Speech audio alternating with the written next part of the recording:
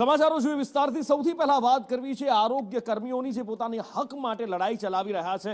આરોગ્ય સેવાને એસેન્શિયલ સર્વિસમાં દાખલ કરી દેવામાં આવી છે, એટલે કે એમની પાસેથી હડતાલ કરવાનો, માંગણીઓ સ્વીકારવાનો, આંદોલન કરવાનો હક જાણે છીનવી લેવામાં આવ્યો હોય એમ દમનકારી પગલાં ભરાતા હોવાનો આરોપ કરવામાં આવ્યો છે। અને આજ એ દ્રશ્યો 400 આરોગ્ય કર્મીઓને છૂટા કરવામાં આવ્યા સાબરકાંઠામાંથી। એની સાથે 247 આરોગ્ય કર્મીઓને સસ્પેન્ડ કરવામાં આવ્યા છે। ખાતાકીય પરીક્ષા ન આપી હોવાથી આ પગલું ભરાયું કહેવાઈ રહ્યું છે, પણ શા માટે છૂટા કરવામાં આવ્યા છે આપણે સારી રીતે જાણીએ છીએ। આરોગ્ય કર્મીઓ અવાજ બુલંદ કરી રહ્યા છે અને કદાચ ગાંધીનગરને આ અવાજ પસંદ નથી આવી રહ્યો। પોતાના હક માટે લડી રહ્યા છે, પોતાની માંગણીઓ માટે, પોતાને થઈ રહેલા અન્યાય માટે લડી રહ્યા છે। છેલ્લા 9 દિવસથી આ હડતાલ ચાલી રહી છે। 17 માર્ચથી આંદોલનના મંડાણ થયા છે, પણ સરકાર છે કે એક વાત સાંભળવા તૈયાર નથી અને ઉપરથી આરોગ્ય કર્મીઓને છૂટા કરાતા હવે આરોગ્ય કર્મીઓ વધારે રોષે ભરાયા છે।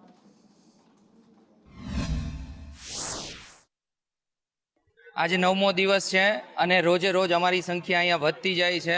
પૂરા જોશમાં કર્મચારીઓ આ લડત લડી લેવાના મૂડમાં છે।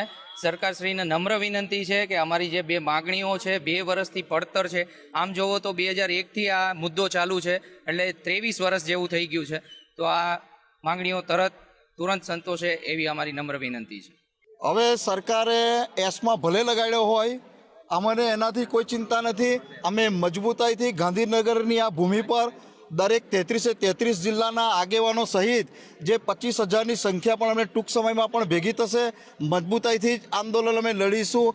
એસમાં લગાડે, છૂટા કરવાની ગતિવિધિ કરે, છતાં પણ અમે એક સંકલ્પ સાથે ગાંધીનગરમાં આવ્યા છે કે અમારી લડત અને માગણીને લઈને જ જંપીશું। અમે ગ્રેડ પે લઈને જ જંપીશું।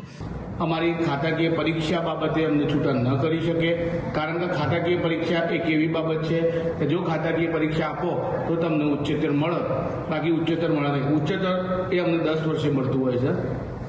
એ ઉચ્ચતરનો સમય પણ હજી મારો પૂરતો રહ્યો, પણ સરકારશ્રીના નિયમ મુજબ 5 વર્ષની ખાતાકીય મુક્તિ જે સરકારશ્રી દ્વારા નિયત કરેલી હતી, એ મુક્તિનો આદેશ પણ મારો આ જ બંને અધિકારીઓ દ્વારા થયેલો છે અને એ અધિકારીઓ દ્વારા જ મારા સર્વિસ બુકના અંદર એન્ટ્રી પણ પડેલી છે।